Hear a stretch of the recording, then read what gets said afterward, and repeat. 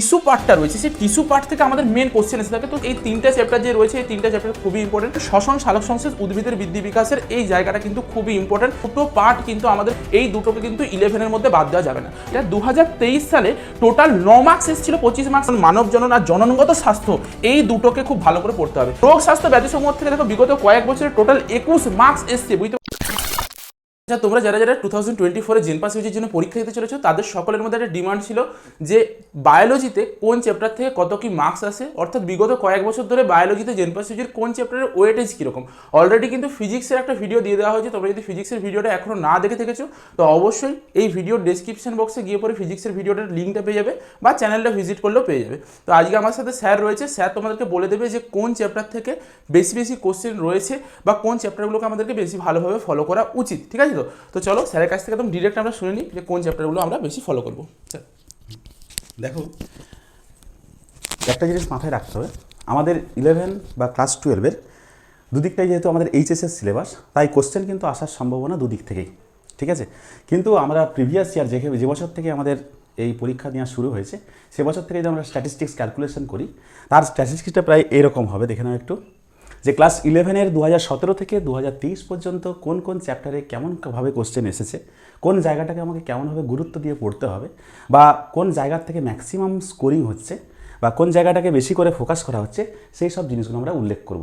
যে আমাদের একটু প্ল্যানিং ওয়েতে যদি আমরা ঠিকঠাক করে পড়া হয়, তাহলে আমাদের কী হবে বলো তো, প্রশ্নগুলো আমরা অ্যাটেন্ড করতে পারবো, এবং ওখানে যেই 100% কমন পাওয়ার একটা প্রতিশ্রুতি আমরাও দিতে পারবো যে এই জায়গাগুলো করলে আমাদের মোটামুটি কমন আসবেই। সেটা একটু ভালোভাবে দেখতে হবে 2022-এর আগে পর্যন্ত আমাদের কোশ্চেন নাম্বার অনেক বেশি ছিল, অর্থাৎ 50 নাম্বার করে বায়োলজি সাবজেক্টে আসতো। তার পরবর্তী ক্ষেত্রে বিভিন্ন রকম আদার্স সাবজেক্টগুলো ইনক্লুড করার জন্য বায়োলজিতে সেই সাবজেক্টটা কমে এসে কত হয়েছে, নাম্বারটা 25। তাহলে 25-এর সেখানে ক্যাটাগরি করা হয়েছে। দেখো এখানে 2022 থেকে ক্যাটাগরি 1, 2। তো আমরা প্রথমে এই ক্লাস 11-এর দিকে যদি দেখি, তাহলে 23খানা যে চ্যাপ্টার আছে, সেই চ্যাপ্টারে বিগত 17 থেকে 21 পর্যন্ত ট্যাক্সোনমি, এই জীবজগতের যে শ্রেণীবিন্যাস, সেখান থেকে কিন্তু ম্যাক্সিমাম নাম্বার এসেছে। কিন্তু তারপরে স্ট্যাটিস্টিক্সটা একটু দেখতে পাবো যে ক্যাটাগরি 1, 2 2022 এবং 23-এ কোনো প্রশ্নই আসেনি ওখানে। তার মানে স্ট্র্যাটেজিটা কোন দিকে যাচ্ছে, যেগুলো বেশিরভাগ ইনফরমেটিভ পার্ট, সেই পার্টগুলোকে এখন দিনে তুলে দেওয়ার ব্যবস্থা করা হচ্ছে। মানে এইখান থেকে কিন্তু একটা প্রশ্ন দিয়ে একটা ছেলেকে কিন্তু কাটানো খুব সহজ, যেহেতু ইনফরমেটিভ পার্ট। কারণ শুধুমাত্র পরীক্ষাটা তো এই কারণেই নেওয়া হয় না যে ছেলেমেয়েরাকে নেওয়ার জন্য, ম্যাক্সিমাম হিউজ ছেলেকে কাটানোর জন্য নেওয়া হয়। তাহলে এই জায়গাতে প্রশ্নটা এতটাই ইনফরমেটিভ জানলে হবে, নাহলে কিন্তু হবে না। কিন্তু আমরা পরীক্ষাটা দিচ্ছি কিসের জন্য? নার্সিংয়ের জন্য, যেখানে কিন্তু আমাদের বায়োলজিক্যাল সায়েন্সটা বেশ হায়ার লেভেলে এবং একটু অ্যাডভান্স লেভেলে পড়ানো হয়। সেই পার্টটা ম্যাক্সিমামটাই আছে 12-এর পোর্শনে। তাহলে একটু দেখো, এখানে আমরা দেখতে পাবো 12-এর পোর্শনে কিন্তু 11 এবং 12-এ ম্যাক্সিমাম নাম্বারটা দিয়েছে। তাহলে এবং 2022-এ কিন্তু 11-এর কোনো প্রশ্নই দেয়নি। ঠিক আছে? তাহলে 11-এর পোর্শনগুলোকে তাহলে পড়বো না? তাহলে কোন কোন জায়গাগুলোকে আমাকে বেশি করে ফোকাস করতে হবে, এবং কোন জায়গার থেকে প্রশ্ন আসার সম্ভাবনা থেকে থাকে, তার জন্য আমাকে এগুলো রিভাইজ করতে হবে, সেটা একটু দেখে নাও।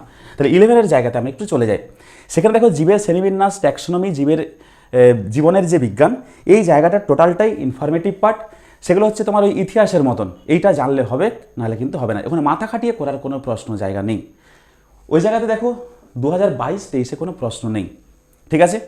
তাই ওই জায়গাতে আমরা কিছু কিছু প্রশ্ন এমনভাবেই করা উচিত, যেগুলো আমরা ওই গতানুগতিকভাবে ওই জায়গার থেকেই প্রশ্নগুলো এসে থাকে। ঠিক আছে?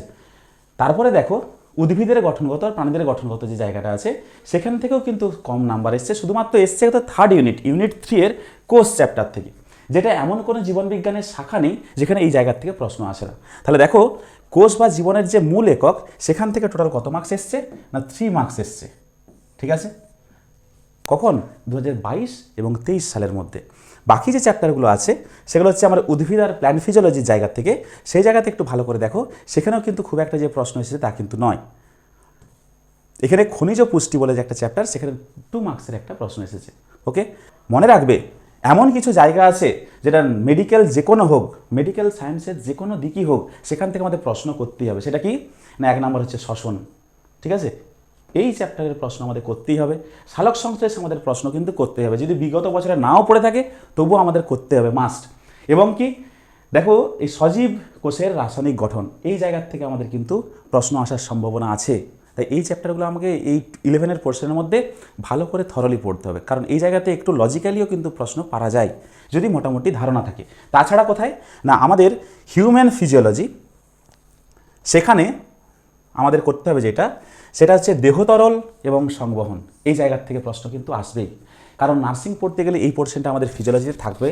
আর হচ্ছে এক্সক্রিটরি, আমাদের যে হিউম্যান এক্সক্রিটরি সিস্টেম, সেখান থেকে আমাদের প্রশ্ন আসে। হরমোনাল যে চ্যাপ্টারটা, যেটা হরমোন বলি আমরা, আর স্নায়ু, এই দুটো জায়গার থেকে কিন্তু আমাদের প্রশ্ন আসবেই, বিগত বছরেও কিন্তু এসেছে। তাই বেসিক জায়গা এগুলো, এই জায়গার থেকে কিন্তু প্রশ্ন আসার সম্ভাবনা 11 পোর্শনের থেকে বেশি। নেক্সট যেটা আমরা 12-এর পোর্শনে যদি দেখি, তাহলে দেখো বিগত বছরের থেকে আমাদের 22-23-এর ক্ষেত্রে প্রশ্নের মান একটু অনেকটাই বেশি। এবং দেখো ভালো করে দেখলে আমরা দেখতে পাবো 16 এবং 25 নাম্বারের 25 মার্কস টোটালটাই এসছে কোথা থেকে 2022-এ, আর 23-এ 25-এর থেকে 16 নাম্বার এসছে কোথায় 12-এর পোর্শনে। বুঝতে পারা গেছে? দেখো বংশগতি এবং আণবিক ভিত্তি, সেখানে দেখো কতটা নাম্বার এসেছে, 2 নাম্বার, আর 2022-এ এসেছিল 4 আর 2-এ 6 নাম্বার এসেছে। ঠিক আছে, তারপরে কোথায় সব থেকে বেশি এসেছে না, সপুষ্পক উদ্ভিদের যৌন জনন, অর্থাৎ প্ল্যান্ট রিপ্রোডাকশন চ্যাপ্টার থেকে। আর এসছে বংশগতি আর প্রকরণ থেকে এসেছে কত না 2023-এ এসেছে 2 আর 2 4 নাম্বার। এখানে এসেছে 4 মার্কস, এখানে এসেছে 2 মার্কস টোটাল, এখানে এসেছে কত 4 মার্কস, এই 3 মার্কস, এখানে এটা 3 মার্কস। মানব উন্নয়নে অণুজীবে কোনো প্রশ্ন আসেনি, 2 বছরই আসেনি। খাদ্য উৎপাদনে উন্নতি সাধনে কোনো প্রশ্ন আসেনি। জৈব প্রযুক্তিবিদ্যা ও তার প্রয়োগ, সেখান থেকে একটা প্রশ্ন তুমি পাবে। এবং জেনেটিক্স থেকে তুমি একটা প্রশ্ন কিন্তু পাবেই, এগুলো কিন্তু গ্যারেন্টেড জায়গা। আর কোথা থেকে পড়তে পারে না, সব মানব জনন এবং সপুষ্পক উদ্ভিদের জনন থেকে তুমি প্রশ্ন পাবেই। মানে এখান থেকে তোমাকে প্রশ্ন একটা আসবেই বা এসে গেছে, এরকমভাবেই পড়তে হবে। বাকি এতগুলো চ্যাপ্টার আছে, সেখান থেকে একটি কি দুটি কিন্তু প্রশ্ন পেতে পারি। তাহলে আমাদের বেশিরভাগ ক্ষেত্রে দেখো রোগ, স্বাস্থ্য ও ব্যাধি, এটা আমাদের ইনফরমেটিভ পার্ট, কিন্তু এই জায়গার থেকে দেখো এসছে 3 মার্কস। তাহলে এই জায়গার প্রশ্নতে আমাকে বেশি করে ফোকাস করতে হবে ইনফরমেশন এরিয়াগুলোকে জানার জন্য। এই জননগত স্বাস্থ্য, এইটাও কিন্তু একটা মডার্ন বায়োলজির দিক, যেটা আমাদের নতুন যে এনসিইআরটির সিলেবাস এবং যে আমাদের ওয়েস্ট বেঙ্গল বোর্ডের যে সিলেবাস, সেই জায়গাতে দুটোতেই কিন্তু এটা ঢোকানো হয়েছে ক্লাস 10 থেকে। বুঝতে পেরেছো? তাই ওই জায়গার থেকেও কিছু ইনফরমেটিভ পার্ট আছে, যেগুলো আমাদের মডার্ন বলেই ওখান থেকে কিন্তু প্রশ্ন আসার সম্ভাবনা বেশি। তাহলে মোটামুটি ওভারঅল আমাদের 12কে বেশি করে ফোকাস করতে হবে। কিছু কিছু চ্যাপ্টার আমাকে খুবই এতটাই থরলি, যেমন ওখান থেকে যেমনই প্রশ্ন আসুক, যে রকমভাবে প্রশ্ন আসুক, যেমন করতে পারা যায়। এবং 11-এর পোর্শনের মধ্যে এমন এমন কিছু প্রশ্ন থাকে যে জায়গাগুলো কিন্তু কাভার আপ করতেই হবে আমাদের, সেই চ্যাপ্টারগুলোকে অবশ্যই কাভার আপ করতে হবে, যেখান থেকে আমাদের প্রশ্ন আসার সম্ভাবনা বেশি। তারপরে বাকিগুলো আমাদের ওভারঅল এইচএস স্ট্যান্ডার্ডের দেখে গেলেই হবে। দেখো আমরা যেটা বুঝতে পারছি যে উদ্ভিদের গঠনগত অঙ্গসংস্থানের যে টিস্যু পার্টটা রয়েছে, সেই টিস্যু পার্ট থেকে আমাদের মেন কোশ্চেন এসে থাকে। তো সেই টিস্যুর পার্টটা তোমরা একটু ভালো করে দেখবে। নেক্সট হচ্ছে আমাদেরকে এই কোষ জীবনের মূল একক, যে কোষ বিভাজনের পুরো ইউনিটটা যেটা রয়েছে, সেই ইউনিটটাকে কিচ্ছু বাদ দেওয়া যাবে না। এই পুরো ইউনিটটা খুবই ইম্পর্টেন্ট, অর্থাৎ এই 3টা চ্যাপ্টার যে রয়েছে, এই 3টা চ্যাপ্টার খুবই ইম্পর্টেন্ট। উদ্ভিদের খনিজ পুষ্টিটা একটু ইনফরমেটিভ চ্যাপ্টার, সেই ইনফরমেটিভ চ্যাপ্টার থেকে তোমরা পড়তে পারো। 1 নাম্বার এসেছিল তোমার 2023 সালে, আগের বছর।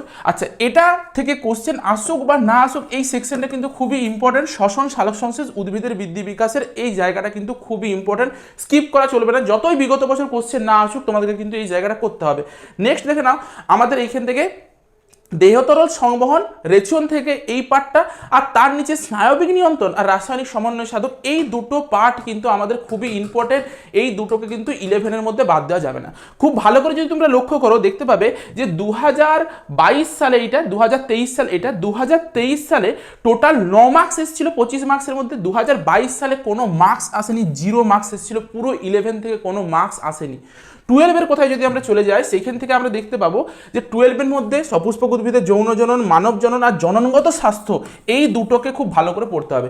খুব ভালো করে লক্ষ্য করো, 2022-2023 দুটো সালে ক্যাটাগরি 2-তে জননগত স্বাস্থ্য থেকে কোশ্চেন এসেছিল। দুটো সালে ক্যাটাগরি 2 থেকে জননগত স্বাস্থ্য থেকে কোশ্চেন এসেছিল। আমরা তাহলে গেস করতে পারি যে জননগত স্বাস্থ্য থেকে কিন্তু প্রতি বছর একটা করে ক্যাটাগরি 2-এর কোশ্চেন আসছে, সেখান থেকে ক্যাটাগরি 2টা প্র্যাকটিস করো। বংশগতি, আণবিক ভিত্তি, বংশগতির যে সেকশনটা আছে, ওটার মধ্যে এই পুরো সেকশনটাই খুবই ইম্পর্টেন্ট, খুব ভালো করে পড়ে নেবে। তবে এই দুটো আর বিবর্তনের পদ্ধতি, এই জায়গাটা খুবই ইম্পর্টেন্ট, ঠিক আছে। রোগ, স্বাস্থ্য, ব্যাধি সমূহ থেকে দেখো বিগত কয়েক বছরের টোটাল 21 মার্কস এসছে, বুঝতে পারছো।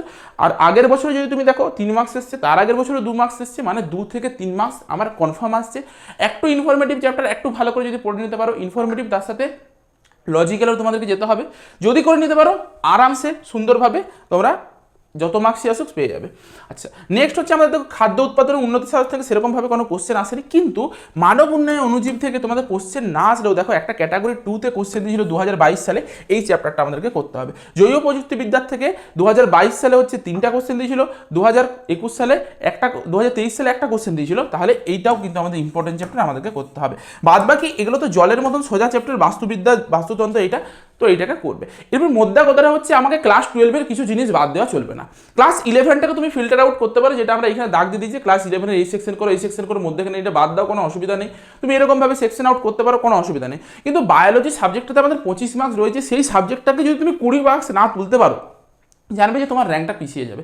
তোমাকে ওখানে মিনিমাম 20 মার্কস তুলতে হবে, 25-এ তুলতে হবে, নয়তো 20 মার্কস তুলতে হবে, নয়তো কিন্তু তুমি অনেকটা পিছিয়ে যাবে। তো অবশ্যই বায়োলজিকে স্কিপ করাটা বন্ধ করো, যে বায়োলজি এই চ্যাপ্টারগুলো করবো না, না করবো। ফিজিক্স কেমিস্ট্রি স্কিপ করো, কোনো অসুবিধা নেই, কিন্তু বায়োলজিকে স্কিপ করো না। বায়োলজি পুরোটা পড়ো, ঠিক আছে? তবে পরে একটা ভালো কিছু জায়গায় যেতে পারবে, নয়তো মানে পরীক্ষার হলে গিয়ে পরে অনেকটাই সমস্যায় পড়ে যাবে। কারণ আগের বছর 2022 সালে কোনো 11 থেকে কোশ্চেন আসেনি, তারপরে কি এবছর আসবে না? সেটা তো কোনো মানে নেই না। তো আসতেই পারে, ধরো পুরোটাই 11 থেকে দিয়ে দিল, এরকমও হতে পারে। কম্পিটিটিভ পরীক্ষা না, এটা তো আর কোনো সাজেস্টিভ বইতে যাওয়া যাবে না। তো অবশ্যই সব চ্যাপ্টারকে করার চেষ্টা করো, অন্তত বায়োলজি। ফিজিক্স কেমিস্ট্রিতে বাদ দাও, আমার কোনো আপত্তি নেই, বায়োলজিটার পুরোটাকেই ফোকাস করো। তো আজকের মতো তাহলে ভিডিওটা এই পর্যন্তই, দেখা হচ্ছে একটা নতুন ভিডিওতে।